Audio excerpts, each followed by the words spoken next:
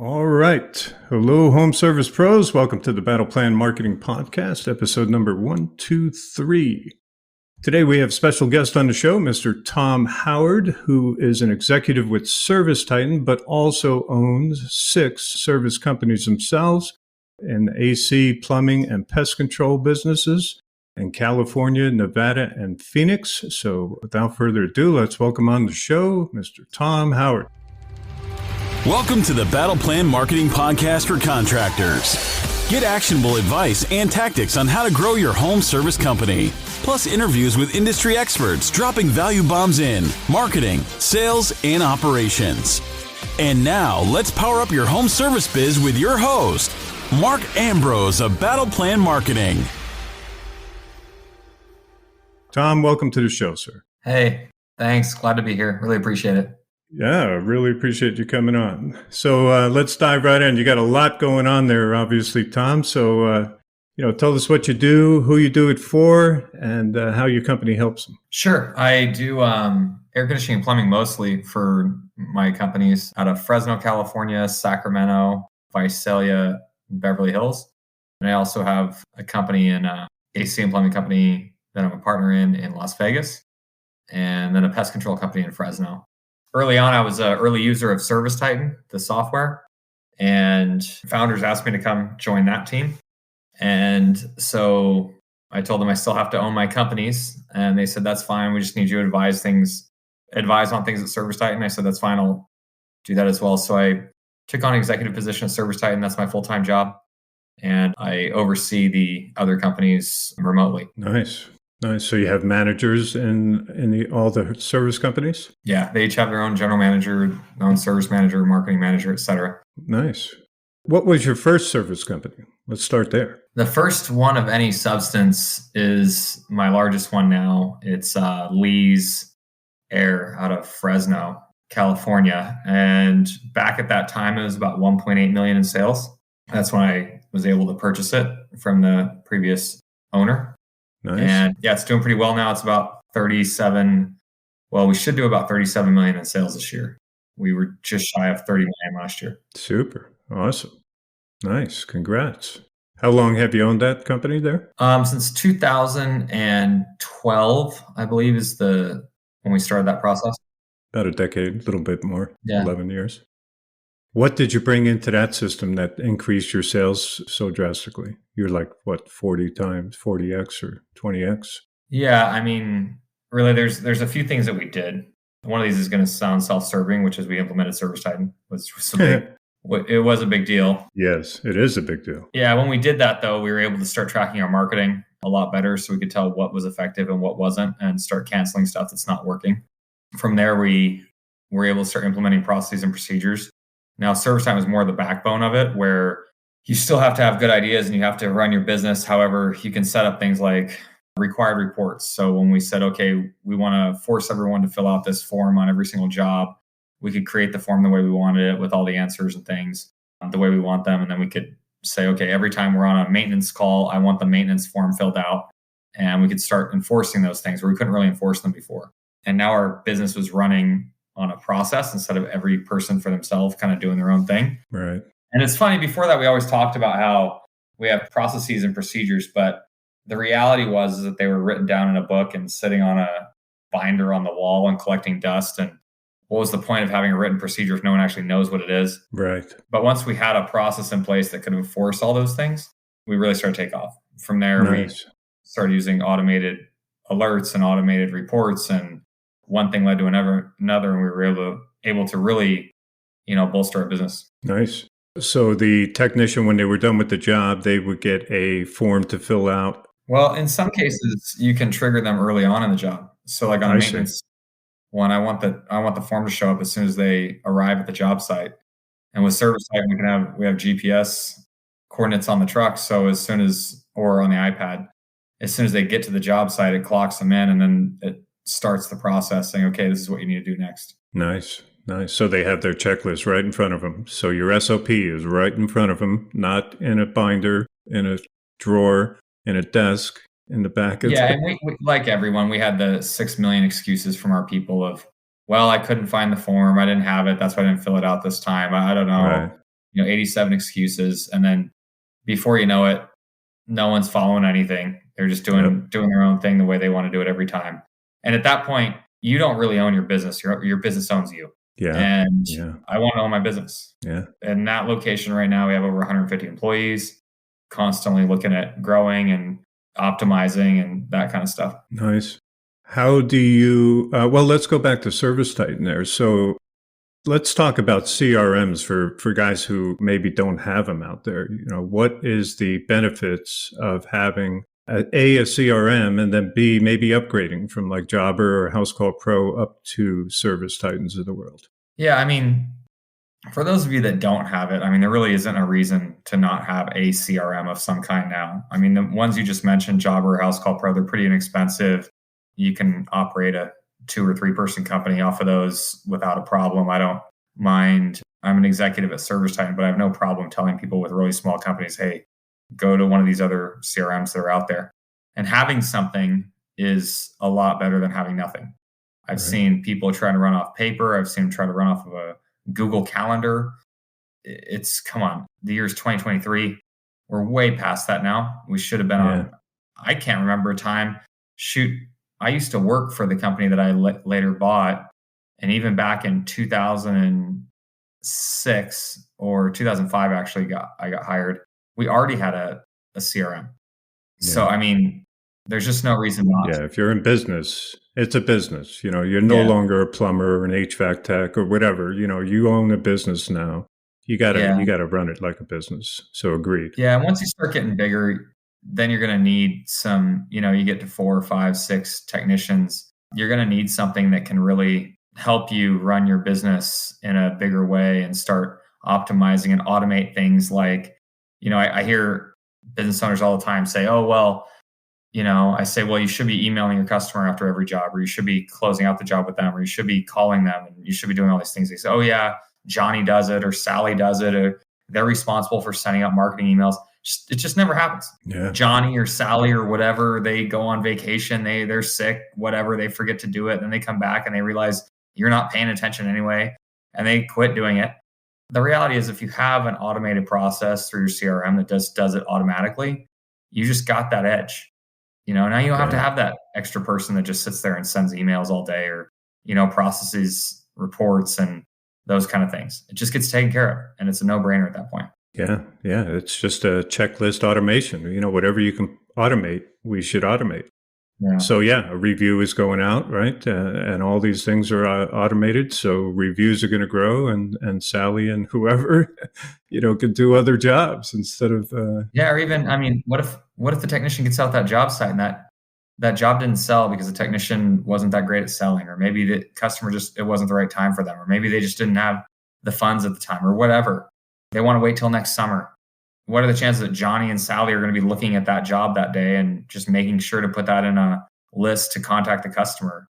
A good CRM in this case will go through, in this case, Service Titan will go through and say, okay, this job didn't sell. I'm going to automatically put that in an email queue, and I'm going to start emailing Mrs. Jones or Mr. Jones and say, hey, we noticed that you didn't approve your water heater replacement, or we noticed you didn't approve your AC system replacement. We're offering specials right now.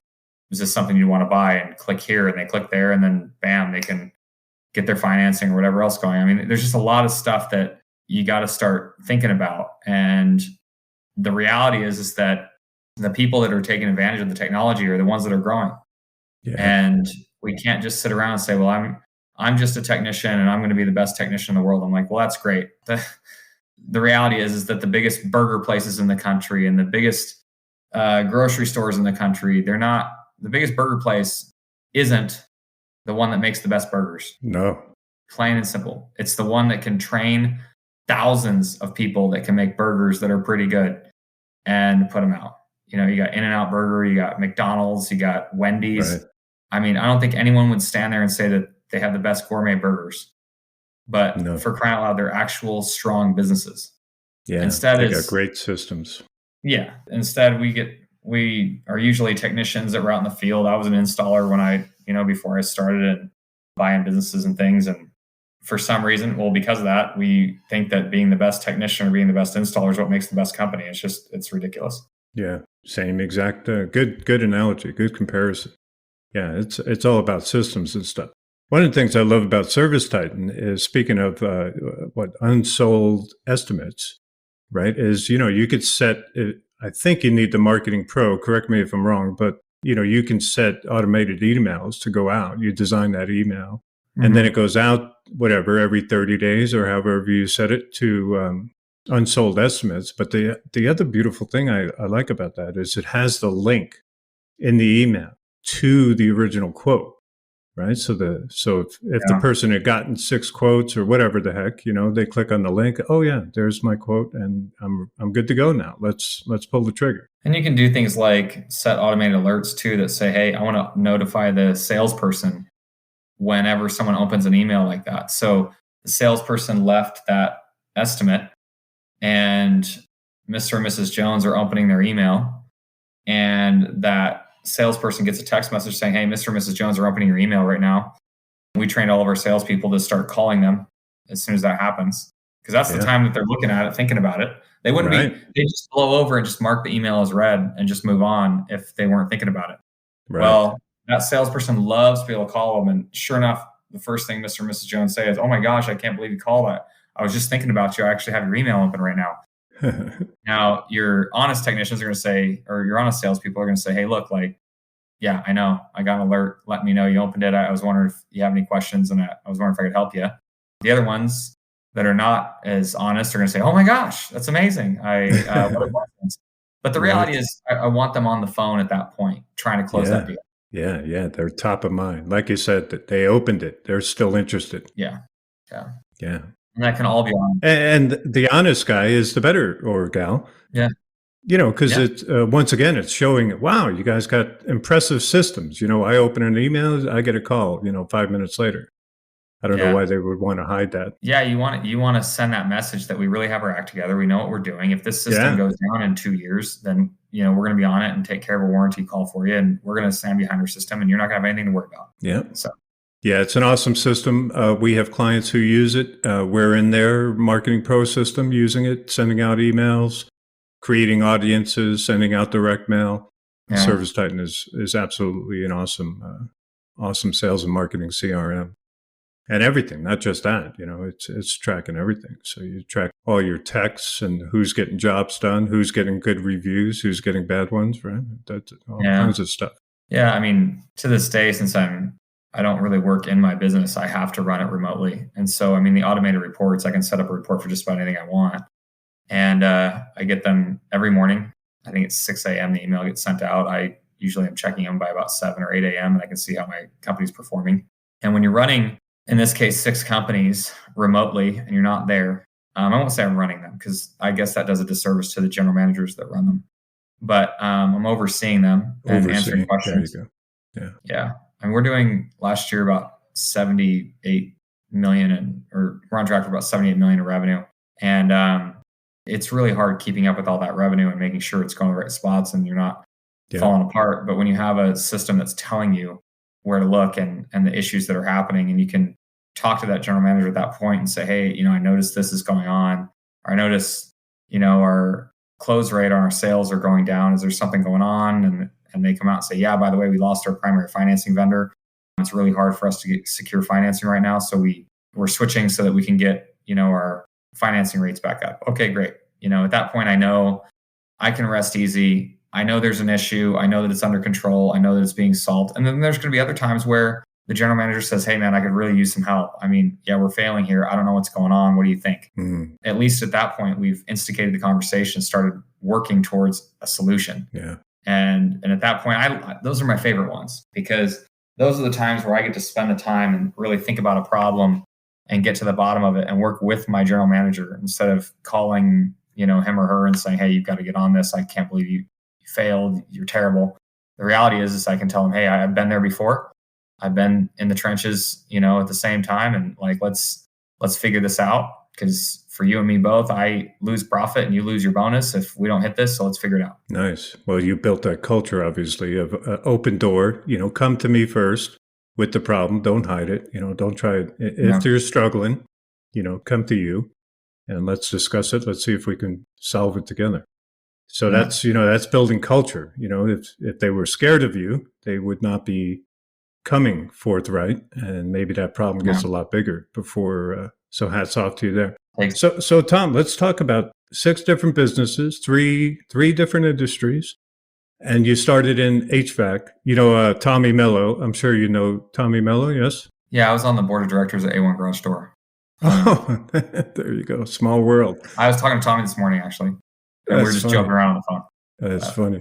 He's booked to come on the show. I hope he still does. I hope he makes it. Yeah, I actually wrote the foreword to his book that just came out. So, is that right? Oh, awesome. I highly recommend his book, Elevate. It's nice. It's a new book. one. Yeah, I've read the previous one, Home Service Millionaire, maybe. And he has an awesome podcast. Everybody should tune into Home Service Expert, I believe it is, up on YouTube. Yeah. And to be clear, when he wrote that first book, I think he was like 5 or 10 million in sales. That's when Tommy and I first met.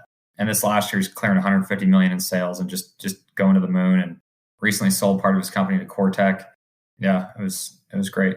Yeah, he's a powerhouse. As are you, man. You're pushing 70 or whatever. That's, hats off to you, man. That's awesome. But I remember Tommy's in one of his podcasts, he said, man, if I had to do it all over again, I'd switch and go to HVAC. Right. He's great. The funny thing is that, first of all, Tommy's a heck of an operator, and he executes better than almost anyone I've ever seen. I bet. We all get these crazy ideas, and a lot of them were brought up. I'd bring crazy ideas up sitting in Tommy's apartment. And by the way, he lived in an apartment until about a year ago. Wow. Good for him. And I asked him, I said, by the way, he owned the whole complex. He owned the whole apartment complex, 18 units, and he was living in one of the apartments. And that's great. I said, doesn't your girlfriend, get frustrated? And he's like, well, she can leave whenever she wants.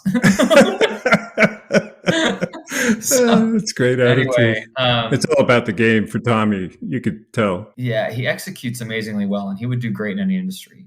But you put a guy like him that executes really well in an industry that doesn't have a ton of heavy competition, and also a guy like him that isn't afraid to try new things. And you get this really powerful combination, because he would have killed it in the air conditioning industry as well. I mean, he would have been amazing. However, a lot of the stuff in the air conditioning industry has already been rolled out. In fact, many of the things he did, like getting on ServiceTitan, is because he copied it from the air conditioning side. ServiceTitan didn't even want to sell him the product for the garage door industry at the time. I recall. Thanks to him, we have hundreds of garage door companies on ServiceTitan. But he was willing to try something new, try something big, swing for the fences, not just on his CRM. He does it on his marketing plans. He does it on the way he talks to his people, the way he sets up his meetings. I mean, the guy's a machine. And he would be successful in anything that he did. But in garage doors, he's really, really done really well. Yeah, he's killing it. Yeah, he's not afraid to fail. So, and that's how we learn, right? So everything is not a success and a win, a victory. But there are victories in the losses, if you're willing to learn from them. So, don't take it as a loss. So let's talk about, what brought you from HVAC? So we're in Lee's Air in Fresno. That's company number 1, which you purchased. Were you in HVAC as a tech before? I was. Before you purchased? I started out as an installer. Well, I really started out cleaning tools when I was about 15. I had someone come over to my house to not repair a fridge, but he was hooking up a water line for my fridge when I first moved into a house in New Hampshire. My mom and my sister. My mom told me when I was 15 years old I had to get a job, and so I asked him for a job. And the guy gave me a job cleaning tools, sweeping the floors, keeping the shop clean, that kind of thing. Quickly got into installing. And so I did installation for a couple of years. It was usually after school at that time. I would go to high school, and as soon as I got out, I'd go to the job site. A lot of the installers would leave, and I'd continue to work into the evenings because I was just starting my shift at 3:00 in the afternoon or something like that. And later got into some light service work and things, and eventually went to college and told the owner that I was, different company by this point, told the owner that I was going to business school, so I never had to do air conditioning ever again. And he laughed. And the company I was working for at that point was called Lee's Accutech Service Inc., which later became Lee's Air. I see. Anyway, went to business school, got out, didn't like the finance stuff that I was doing, and ended up, long story shorter, I came back and got a job as a GM, and then the owner eventually offered the company to me. Nice. Nice. Seller financing. Yep, that's what made it possible. He took payments on it, and that was for the first half. The second half of the business, I had to get a bank loan and pay him off. Nice. Still, congrats. That's great. Thank you. So what's acquisition number 2, and what makes you go in that direction? I mean, the crazy thing is, it's hard to say. There's been so many acquisitions and sales. I think the next one was probably the California Autism Center. It was a for-profit corporation. We owned a C Corp. It was just C Corp, just standard corporation. We helped kids that had autism, and that worked out really well, pretty successful. And that's still operating today. The people that run it are amazing. I think then, we added plumbing at the air conditioning in my company, Lee's. So that was, instead of Lee's Air, it was Lee's Air and Plumbing.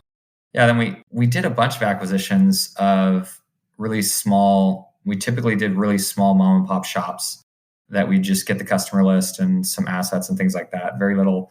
In the Fresno area, like expanding Lee's Air? Yeah, in the Fresno area, we tuck them in to the main company. And then I believe the first one that we bought out of the area that was a standalone company was in Sacramento. And that one's still there today. It was just about a year and a half, 2 years ago, maybe two years. And then I got some partners that wanted to go into Beverly Hills. And so when they bought a company down there, I went in with them on that. And we just kept growing from there. HVAC in Beverly Hills? Or Yeah, we haven't even added plumbing in Beverly Hills yet. And we're up to about, I believe that company's about 18 million in revenue in Beverly Hills. Nice. And so that's a good time to be adding plumbing. If you've gotten that revenue base up, then you've got a customer base that you can start marketing to. It really helps.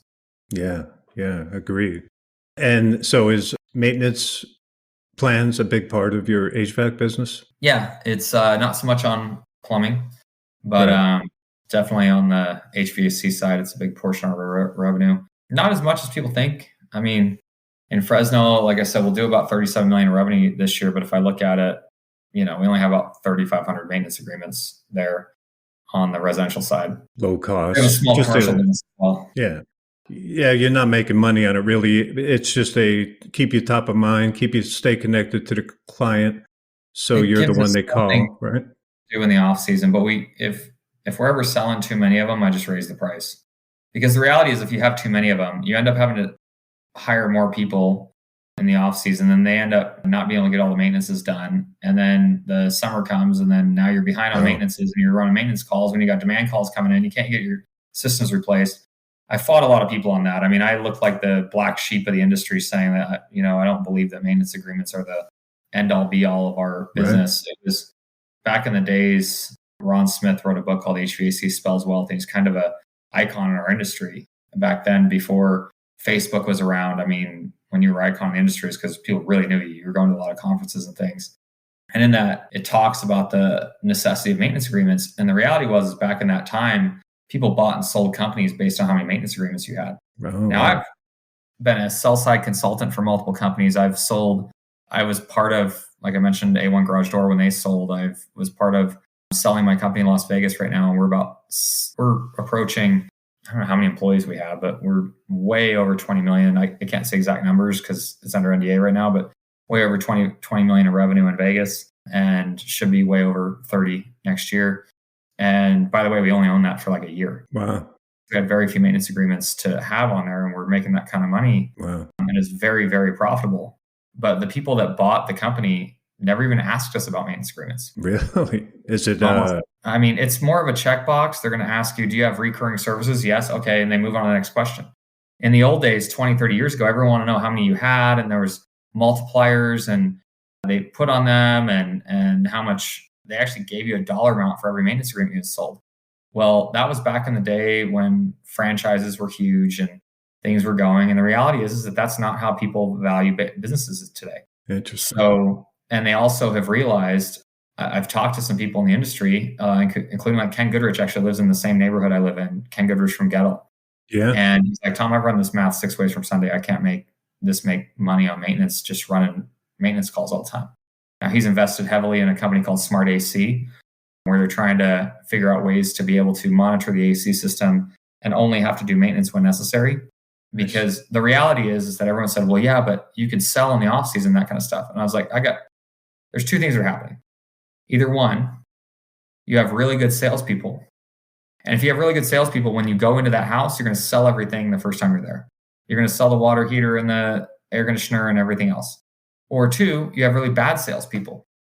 If you have really bad salespeople, you shouldn't be selling maintenance agreements because they're not going to sell anything anyway, and you're just wasting your time going out to that house for no reason. Right. What is it? You have good salespeople or bad salespeople, but either one of them say you shouldn't have a bunch of maintenance agreements. Like, that's simple as that.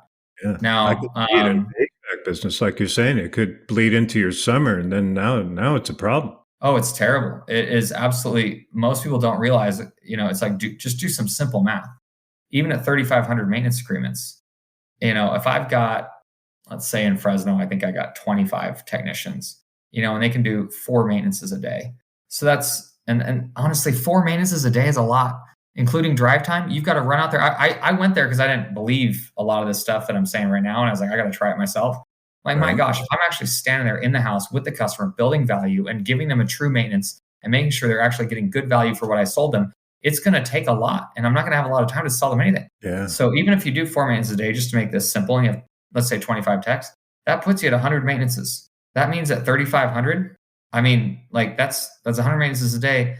3,500, my gosh, that's 35 days of straight maintenance. Nothing but. On work days, that's 2 months straight of doing nothing but maintenances.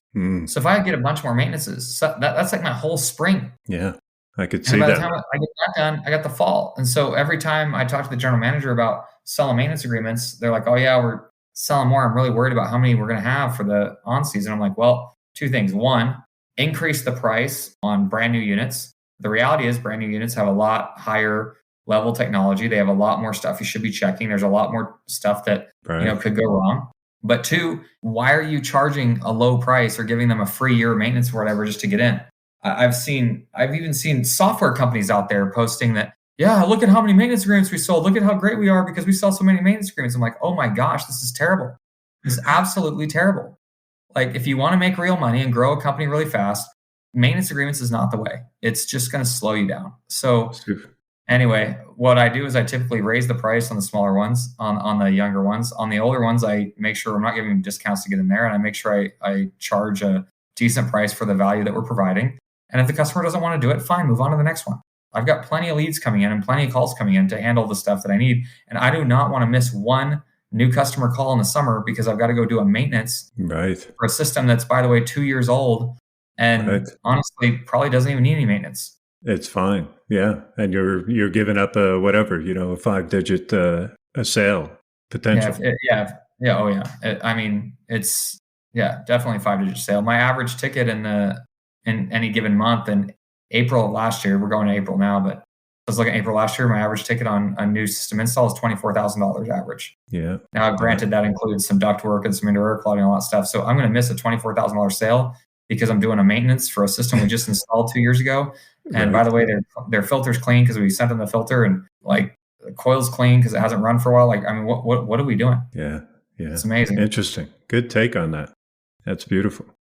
Let's talk about, so Tom, do you build your companies to sell them, or there's a mixture, some you want to sell, some you want to hold? Or? Yeah, that's a good question. The answer is it is a mixture. In Vegas, we knew we were going to sell it. It's just not something. The funny thing is I wasn't living in Vegas or anything else. I happen to live in Vegas now.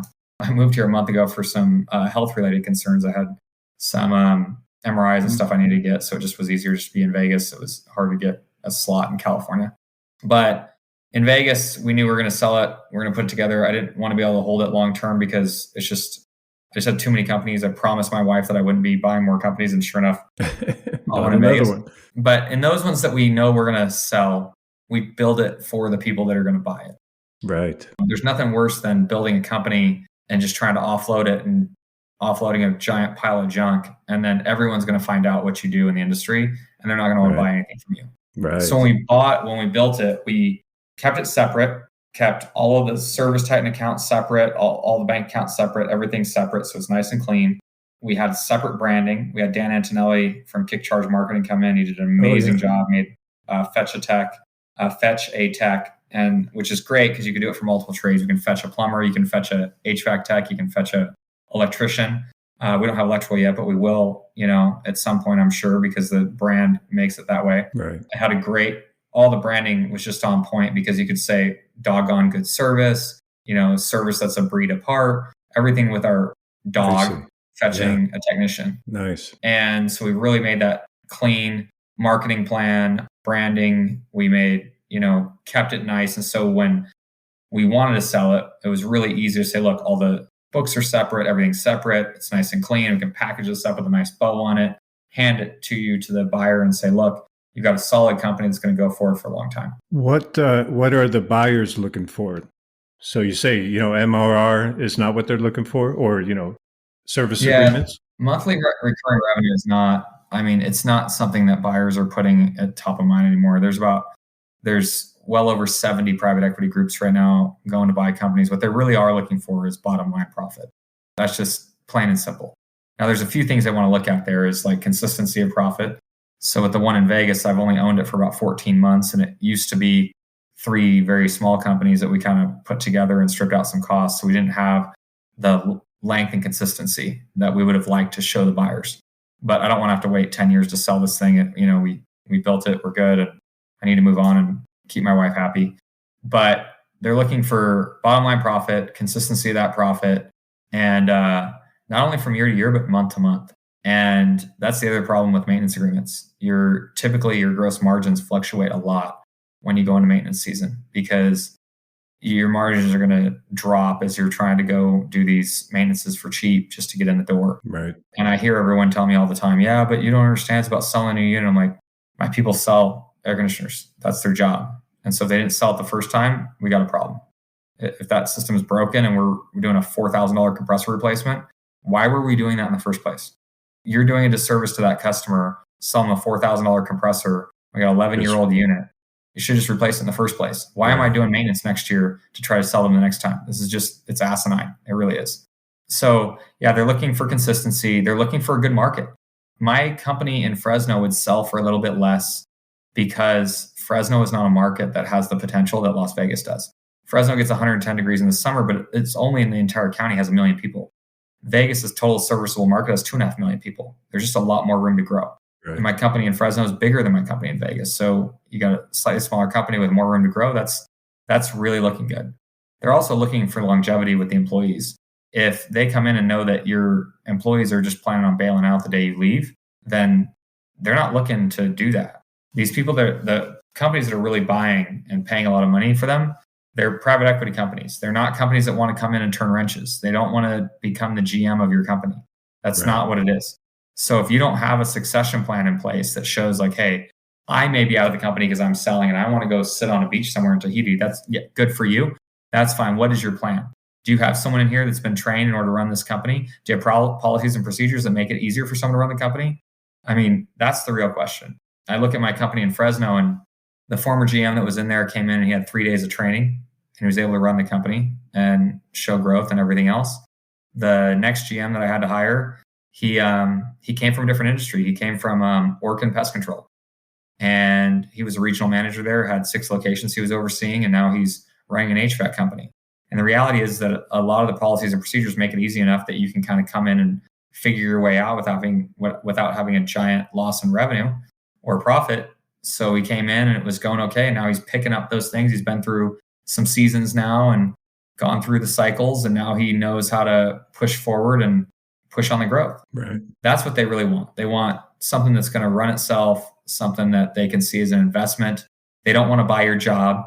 Don't go trying to sell a private equity company when you've got 2 technicians and yourself and you have to go turn wrenches every day. That's not a company yet. Right. It's great that you have a job and it's great that you own your job. But if you really want to build a company that's sellable, like go and spend time in your business, build a business, not a job, and get it to the point where you can sell it to a private equity investor if that's what you want to do.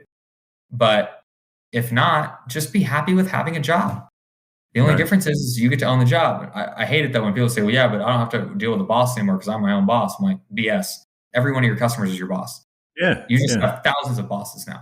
That's the problem. Exactly. Every person right you online is your boss. Yeah. Yeah. It's that's just some pie in the sky fallacy thing, I'm on my own boss now. Yeah. There's always your boss. You got vendors, you got employees, you got managers. Yeah. I remember when I first got my company, I said, the thing is now I own the place. So now I get to choose which 80 hours of work, which 80 hours a week I want to work. Right. Exactly. In fact, we should all be heading to that anyway. Well, different stroke for folks, right? But, if you really want to own be your own boss, so to speak, then you need that general manager, right? You need somebody running your business eventually. And there's a time if you cash out for enough money, you can always quit and put your feet up and that kind of thing. The reality is the best operators, and I've met dozens of really, really good operators, probably hundreds, but I've actually helped some companies, probably a dozen companies sell their business. And I've tracked them after they sell. And the reality is the ones that are really good, that did really well, it's pretty scary after they sell. I just talked to one last week who's just depressed as can be, trying to figure out what to do. Talked to another one who's on antidepressants. I talked to another one who's seeing a counselor every week. The reality is that the ones that are really good love what they do. Tommy Mello from A1 Garage Door, like you mentioned earlier, that guy, if he didn't have his business to run, he'd be in an insane asylum somewhere because it's part of who he is. My wife one time asked me, she said, Tom, when are you going to hang it up? When are you going to stop running businesses? And I said, I want to ask you something. She said, what? I said, you love surfing, right? She said, of course. She just loves to be at the beach. She loves surfing. She continues to take surf instruction, everything else to get better and better. She just cannot help but do surfing. In fact, right now she's in Costa Rica for 9 days, just surfing the whole time. She took her dad and her mom with her. And I said, what if I came to you and said, when are you going to stop surfing?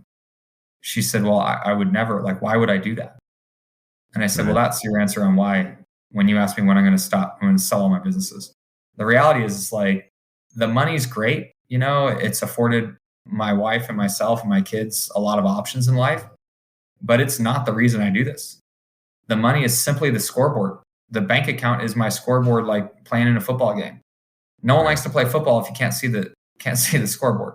Right. And I get up every day enjoying what I do, loving what I do, building these businesses, helping contractors when it comes and answering questions for Service Titan and that kind of thing, and advising them on things we should build next. And the reality is that I'll never give that up. I'll sell here and there different companies, but I'll have a company all the time for probably the rest of my life. Yeah, I like it. Yeah, you got to love what you're doing. Like you say, Tommy's still living in the apartment building, right? So, well, not anymore.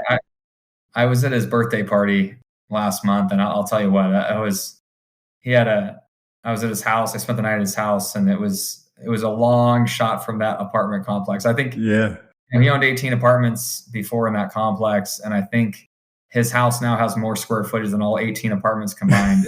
It was absolutely unbelievable. Good for him. Good for him. He deserves it, man. It's a lifetime of sweat equity. So might as well, you got what's his name? Warren Buffett still living in driving a 62 Chevy and living in the same house for 40 years. So, it's about the game. Well, if it is about the money, you're probably heading for some troubles, right? It's got to be, you got to love what you're doing.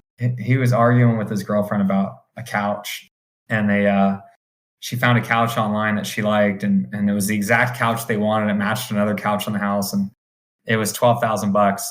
And he said, I'm not paying $12,000 for a couch. And I'm like, Tommy, I know how much money he has. He showed me his bank account. I won't say it on the podcast, but it's unbelievable. And he said, listen, if you want a couch for $12,000, you pay half. And told to his girlfriend. So she actually went online and found it online at OfferUp on Facebook Marketplace or something like that. And she found it for $1,000, and then they had to drive halfway across town to pick it up. And I laughed and I said, Tommy, I calculated the interest that he makes in his bank account. Oh, and he said the amount of time that it took for her to find the couch online and for you to drive across town, you've actually earned the $12,000 in interest.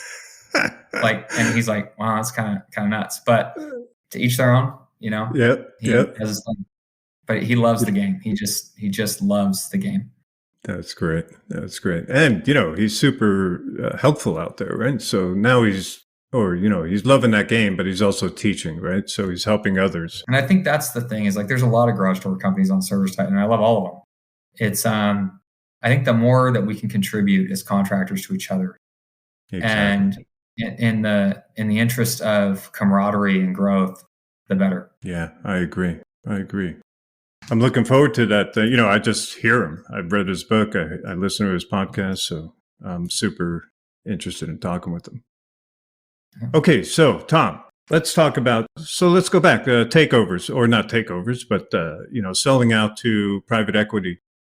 So, you're looking at the market, you're looking at your systems. So, of course, your software system, Service Titan, things like that in place, your customer database. Are they looking for you being active with existing customers and things like that? Or Yeah, I mean, it just depends on the model. If you can show that you've got a marketing plan that generates new leads all the time to sell, there's no problem there. If you're showing that you have a lot of consistent customers calling back and things like that, you've got to show that you've got a way to keep them coming and that it's not going to be, a one and done thing. The interesting thing is when we ran our data at Lee's, we found that it was like 90% of our revenue was generated in the first 30 days of meeting a customer. And that included adding all of our maintenance agreements. I would recommend check your actual data, run your data and find out when you actually sell your agreements. And, I just highly, highly, highly recommend it, because if you find out that you're selling all in the first 30 days, it just means that you're giving away profit for the rest of the time they're agreement customers. I'm not saying don't ever sell maintenance agreements. I'm just saying just be thoughtful about it. Don't be afraid to not sell them as much. I don't care about what my close rate is on maintenance agreements. I honestly don't. I only want to get the ones that are really juicy and that, truly need maintenance. I don't want to sell maintenance to people that don't need it. I mean, it's just ridiculous. They're going out there and washing their condenser coil and changing their filter and all that stuff for the first 5 years. They have the system. Fine. Let them do it. There's nothing wrong with that. I would stand on any hill and say that. And I know that the diehard technicians would fight with me on it, but that's why I'm an owner and they're technicians. Like the reality is, like, I'm going to have the owner's mentality and I'm going to think about the returns and what's best for everyone involved, and not spend all my time thinking about how I need to unscrew panels off the side of a unit every 6 months. Oh, and by the way, a lot of these people are putting hoses on the air conditioning system every single maintenance. And some of them do it as part of their marketing plan. And guess what? The EPA recommends you don't do that. There is a de minimis amount of refrigerant leaked on every single one of them. So a lot of these, when they do their maintenance, the reality is they come back and Mrs. Jones has a leak or whatever 6 months from now, and I can't find it. I put dye in the system and I ran my refrigerant leak detection. Well, the reality is Mrs. Jones doesn't have a leak. You've been putting your hoses on this system every 6 months and you've been leaking a little bit every single time. And it's 5 years, 10 years, whatever. And Mrs. Jones is out of refrigerant. That's the reality of the situation. You caused the problem by hooking those systems. And there's no way to not leak a de minimis amount of refrigerant every single time you go out there. Wow. So why are we doing this? Like, why are we causing all of our customers all this pain? Because we want to pound our fists in the ground and say maintenance is the key and that's the right thing to do. It's not always the right thing to do. Interesting. Yeah, especially on new systems, right? Brand new systems, like you were saying. Maybe you target old neighborhoods with marketing in older areas. Yeah. It's not, they weren't designed to put your hoses on systems every 6 months, especially on new systems. If you want to do a Delta T across the evaporator coil, fine. But that's not going to leak refrigerant. But putting your hoses on there every single time when it doesn't need it and your temperature deltas are fine and everything else, you are the cause of the problems. Like you're literally generating the repairs. My guy was just here too, like 2 weeks ago. I'm not going to let him do that anymore. Well, watch him. I can guarantee you when they go to take the hoses off, a little bit of refrigerant comes out. Yeah. Enough times, guess what? You're going to be low on refrigerant. And then they're like, oh, well, yeah, we got to do a refrigerant test and balance and blah, blah. Right. Oh. Yeah. And I'm in year like 5 or 6 of a new train system out there. So yeah. Interesting. What kind of marketing? So do you do different marketing for each company, or do you have a system in place where it's not so much the branding that drives the market. Now, granted, branding drives some things you do in marketing and the way that you position your message and the way you position your company. And by the way, just so everyone's clear on here, brand is not your logo. Brand is not your company name. Brand is not your truck wrap. Those things feed into your brand.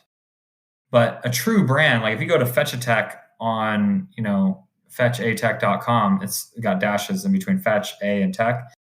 If you look at that, the brand is all wrapped around this dog and doggone good service and all other stuff. And we've built this whole brand message around who we are and what we do and everything else. That's a brand.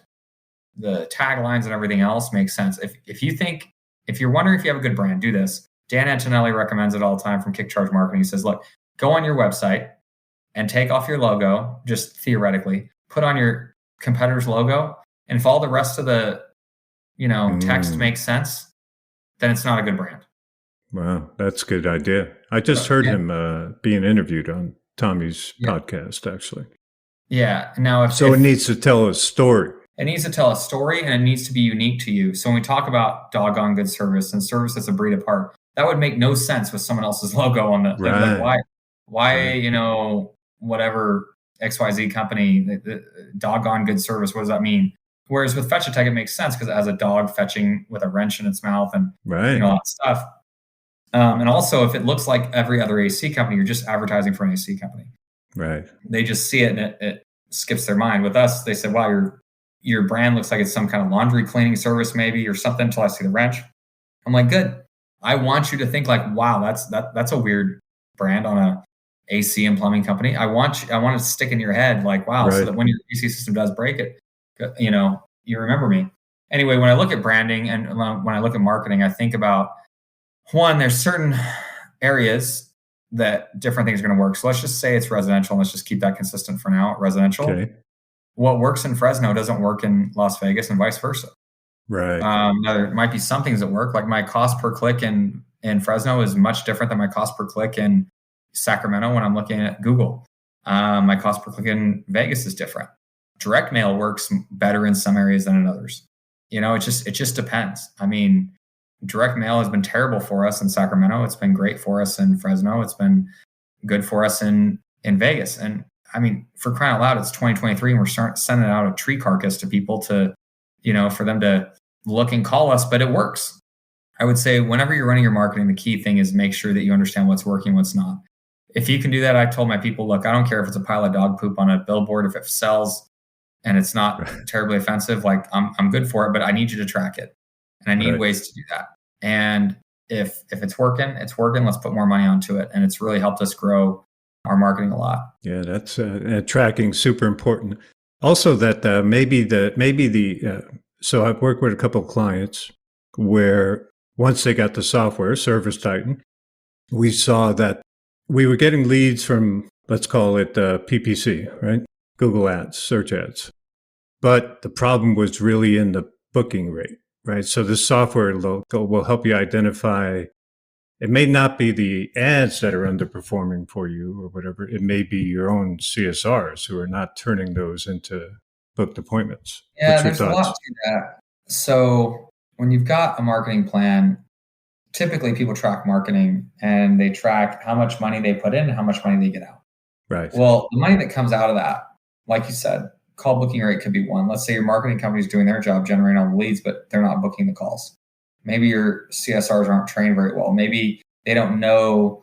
This has happened. A lot of companies that I've consulted for in the past is like, gosh, they go in and we find out that the customer service reps didn't know the offers that were being offered in the marketing plan. So customers calling like, oh, sorry, we don't offer that. It's like, you just blew a lead because the CSR just didn't know what's going on. The next thing is not just the call booking rate, it's your average ticket. So if you're looking at your close rate in the field, so if you get that booking rate up, but now the people go in the field and they don't actually close the job. And then if they do close the job, but they do it at a super low average ticket, then that amount of money that's coming in is dependent on all those things. It's dependent on marketing, your call booking rate, your close rate, and your average ticket. Now, if you're not tracking those things, all you're looking at is money in and money out. Right. You don't know what the actual problem is.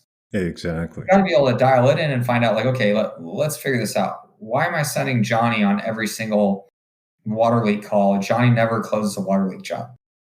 And that's how small companies operate. Now, the bigger ones, Service Titan is just releasing. It's coming out. They're going to be talking about it a lot at Pantheon, but we've been testing this in beta testing for years, called Smart Dispatch. We've got a machine learning algorithm that basically goes and figures out automatically, as long as you have 6 months of data in Service Titan, you'll start looking at what the average ticket is, what the close rate is, how far people are away, and it'll start automatically dispatching your people based on who's going to be the best person for that job. Nice. Or how far away they are. Now, it'll do a combination of both depending on how you dial it in. And if you say, okay, I don't want someone driving 2 hours across town, but if they're both within an hour, but this one has a higher, booking rate or conversion rate or higher average ticket, I want them to go on that type of job. So maybe Johnny's not good at water leak calls, but Johnny's really good at maintenance, or Johnny's really good at sewer repairs or whatever else. Send Johnny out to those, but don't send Johnny out to, water leaks or toilet repairs. And the system just starts automatically doing that. And it's kind of a game changer, but there's a lot in your business that you need to look at to start diagnosing what the real problem is. And sometimes it has nothing to do with your marketing company. Yeah, exactly. Yeah. In which case you need software, you need tools that are measuring that stuff, that are connected properly, measuring properly. So you know where your problems are. Yeah. Because like you say, most people, it's money in, or money out, money in. And something's not working, but you don't know what it is. So that's interesting. So direct mail, Google ads, do you do Facebook ads? Yep. Running Facebook ads, Yelp ads, Porch, eLocal, Home Advisor. I've got hundreds. I think in Fresno alone, I got like 260 tracking phone numbers. By the way, I know people have 4,000 tracking phone numbers. Wow. And it's just what they need in order to run their business. Exactly. Every piece of advertising marketing needs its own number. Trucks need their own number, everything. All right. Yeah. If you want to know how it's working. Yeah. And there's, also you got direct attribution from things like that without phone numbers, like things like online booking. If you can check on Schedule Engine, how many are booking through Schedule Engine or something like that, if your online booking widget on your website. How much booking goes through would you say, through the online booking? Putting the calendar up on your site and letting them self-book, right? And the companies that are performing the best, this is not us at that, but they're really pushing to have people do online booking, and they're running online booking in their ads and saying, hey, you can book online, let us know online. Got QR codes on the TV, on their TV ads and all that stuff to scan there and book online. They're pushing to about 30% online booking rate. Wow, out of all their, that's really good. Yeah. We're seeing it very common in the 10 to 20% range at ServiceTitan among a lot of companies. And it's going up every year. And I wouldn't act surprised. Like over time, people are not wanting to have to call in. They just want to be able to, click a button and just pick a time slot that works and not have to talk to you on the phone. I know we think that people want to talk to us a lot, but the reality is no one wants to call their AC provider. They just want stuff to get fixed and not have to worry about it. But I think obviously as you see AI technology come out and stuff like that, look at ChatGPT, for crying out loud. It's gotten to the point where it's really hard to tell if that's a human or not. There's a lot that can keep happening, and the frontier is blown wide open. At the last Pantheon, we talked about how AI is going to change and how we're using data. And you'll see this year at this year's Pantheon in September that we're releasing a few products that are really heavily driven by AI. And some of them are, included with the software. So it's just mind blowing on what's coming out now. Yeah, AI is definitely blowing up the world here, and you got to stay on top of it. Things are going to change like super fast now, I think, personally. Now that, and especially chat AI, right? So we've been using like Jasper and other AI tools, but they're not chat, where you can, I think the chat can hold on to about 25,000 words or something. So you can have a conversation, keep refining, which you couldn't do with the previous tools. So I see guys now, at first I was opposed to it, but this AI is going to get pretty awesome and pretty good at it. I was opposed to having AI like just communicate directly with your customers. You can use it to fashion replies to reviews, but a human should look at that before you hit go, right? Was my humble opinion. The better it's getting, the more trust it can get. We had a product manager from ServiceTitan that designs our products. He went to go pick up his wife at the hospital, and he called the hospital and said, hey, I'm just looking to pick up my wife. And they said, hey, what's her name? And he said her name, and they said, yeah, she's in room such and such. And what do you need? He said, well, I'm looking to pick her up. And they said, okay, her time to get discharged at this time. And he had a conversation for like 10 minutes. And then finally he said, yeah, by the way, can I park at the front, or do I have to go around to the paid parking area? Can you guys bring her out here? And all of a sudden, on the other end of the line, he heard, I'm sorry, I'm an artificial intelligence bot. I'm going to have to get Wow. someone that can help you with that. And this is a developer. He's not, well, he was a developer. He's a product manager, product designer at ServiceTitan. He was shocked. He Right. said, I've been talking to this person and I'm someone that should know this. No. Like, if anyone can sniff it out, it's going to be me. He's like, I Right. had no idea. I thought I was talking to a human for 10 minutes. I was talking about my Wow. wife, surgery she had, how she's doing, everything else. And the only thing it couldn't answer was where I had to park my car. And Jeez. it's going to get smarter over time. He's like, It is. by the way, that happened a year ago. That's before ChatGPT came out. Right. I mean, this is going to be we're in some very exciting times right now. I agree completely. And we're at that embryonic stage of it right now. So, and it's still pretty damn good. I agree. I see companies now using it in web chat, to book appointments. Same thing, back and forth. And what day works for you? What time, that kind of stuff. It's really good at it. So yeah, it'll work into your CSR. Maybe, AI is your CSR at some point, probably pretty damn soon. Probably pretty soon. Yeah. I think and if we look at it right now, I mean, it's not AI, but the booking engine, like Schedule Engine, right now we have customers that they book their appointment on Schedule Engine on ServiceTitan. For those of you that don't know, ServiceTitan bought Schedule Engine. It'll automatically book it into your ServiceTitan account. And then if you have, I think it's going to be called Dispatch Pro or something. We called it Smart Dispatch in the day when we were building it and trying to figure things out, but it'll automatically check to see, and it does use some machine learning or artificial intelligence to look at like the call, who's going to be best for the call, who's going to be in the right area, and it'll automatically dispatch them. That's so literally beautiful. a CSR dispatcher doesn't have to touch anything. And it goes from the customer to get booked to dispatching the person and getting to their house. That's beautiful. That's the level of automation we have today. Yeah. That's not in the future. That's right now. I have That's that right happening now. at my office in California right now. Yeah. I was watching some chat experiments yesterday I was blown away, so yeah, it's, imagine 1 year from now, I forget what they say, how fast technology doubles, but it's like almost every day or whatever. So yeah, I can't even imagine where we'll be 12, 24 months from now. It's crazy. Yeah. What advice, Tom, would you have for somebody just starting out, or 1 truck, 2 truck, 3 trucks out there? How do they get themselves set up to run a more profitable and maybe easier to run company?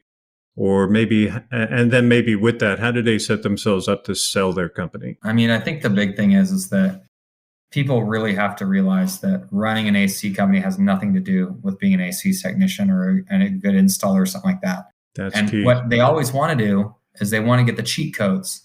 They want to get the quick trip to the end.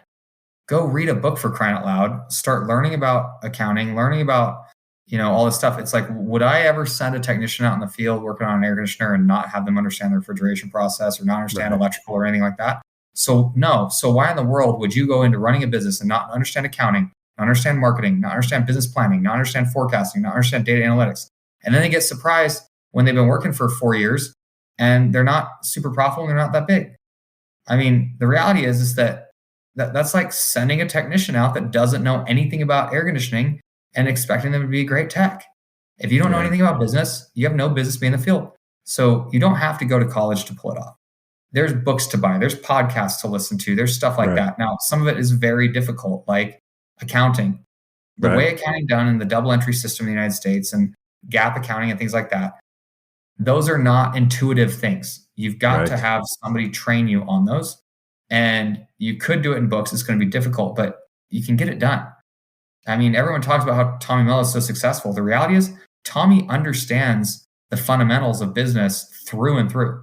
I don't have to explain things to Tommy about balance sheets, statement of cash flows, income statements. That's a foregone conclusion that he understands those things. And so when we're talking about business is so much more than buy low and sell high. Right. It's a lot bigger than that. Now you can go and join some, groups and things like that. And they try to cheat for you. They tell you, just do this and follow this method. Well, the reality is that there's business principles under that method. If you really want to think faster and harder, you've got to understand the business principles behind it, because you have to know what rules you can break and which ones you can't. Yeah, now, couldn't if you don't understand them, then just follow follow their roadmap. And the reality is you're going to do like everyone else in that group. If you want to be bigger than that, you're going to need to learn some of this stuff and you're going to need to get good. And by the way, a lot of those people that are in those groups, they know the fundamentals as well. Mm-hmm. And so just because there's someone in that group that's 20 million, 30 million, 100 million in sales doesn't mean that you're going to get there just by trying to follow what they do. A lot of them understand the principles and they're part of that group. Right. Whatever it is, it could be, there's tons of them out there. Most of them are ServiceTitan partners, so I don't want to name one or the other. But the reality is, it's like, those groups can be good, supplemental, but go out and learn the business and then join the group, or at least learn balance sheets, statement of cash flows, income statements, understand what those are and how they work, and understand the difference between cash and accrual accounting. Like, you don't need to be the expert, but you need to be able to talk to your CPA and question them. I can tell you probably 8 out of 10 CPAs, I wouldn't trust them with anything. I wouldn't trust them with like watching my dog, for crying out loud. Right. But they make really bad decisions because they've never run businesses themselves. Right. I don't care if they're CPAs. They just know how to have you pay taxes. And quite frankly, paying a ton of taxes is not something that I like doing. So the reality is, I want to build my business and get smart about it. Now, if you do that, you can get to the fundamentals, start building things that make sense. And the reality is, there's no cheat code to it. There's no shortcut to success. You got to get out there. You got to get revenue going. You got to get install teams going and service teams and everything else, salespeople, and a process behind it that gets going. And you can get there. And the reality is, it takes time and effort and energy, and we just got to put it in. Yeah. Training, onboarding. Yeah. It's there's a lot of hats to wear. And I agree, accounting is a big one. Megan Likes, I think, is on Tommy's podcast several times. They seem to get along. I had her on our podcast, like episode 2 or something. So yeah, we have a lot of third-party providers through ServiceTitan. I believe Megan, I know Megan Likes. I believe she's gone through the process of becoming a ServiceTitan certified provider. And there's people there that understand it. So at least they know they can answer your questions too. If you happen to be on ServiceTitan, they can not only answer the accounting pieces, but then also understand how that integrates with ServiceTitan, how you export from ServiceTitan to get to your accounting software and that kind of thing. Right. And I believe Megan has training programs too. So, you don't have to learn it all from books. Like you say, accounting is one area where, you really need a mentor if you don't have a grasp on it already, because it's a very different world. And you need to review that. Is the way I did it, but it's not the way everyone has to do it. There's a lot of ways to do it. Do you recommend looking for a CPA who's in your industry, like specializes with home service or plumbers or, whatever it might be? Yeah, I mean, I would recommend having a CPA overlooking my stuff and making sure that I'm not doing anything dumb that's going to get me into tax trouble. Right. But I can tell you, just because you have a CPA does not mean that that's all you need in your business. That is shocking how many people think that. Most CPAs are going to do your taxes for you at the end of the year, and that's it. That is a terrible way to run your business. You should be closing your books every month. You should know what profit you made every month. You should know, Megan Likes is one of them that I'd go talk to in accounting. I can't remember if she's a CPA or not. I don't think she is. Yeah, she is. I think she is. I believe. Yeah, it's a great moniker to have, and it is a good thing to achieve for an accountant. But I mean, most accountants I know, they don't understand simple things like GAAP accounting, general accepted accounting principles will tell you that you need to put your sales commissions into overhead, which is absolutely positively one of the worst things you can do in running your air conditioning company. Because the reality is it is a variable cost. It should go into cost of sale. If you put it into your overhead, you will not be able to forecast properly. But most CPAs will put it into overhead just because that's what GAAP says. And it's not something you should be doing. Like I said, most CPAs have never had to run a business of their own, so they don't know any better. And they don't realize that it costs you huge amounts of frustration and stress because you don't know how to forecast and you don't know how to estimate how much your profit's going to be given a certain amount of revenue. And so it just tanks you. Yeah. And the reality is, people say, well, just tell me what to do then. Who do I hire? I'm like, go learn accounting. Right. Get to the point where you can have a basic understanding. So you don't have to be smarter than everyone else. You just have to be able to ask the right questions. And there's no shortcut for that. Go enroll in a city college for, in California, city college was like $100 for a course, and I could go take an accounting course. That's exactly what I did.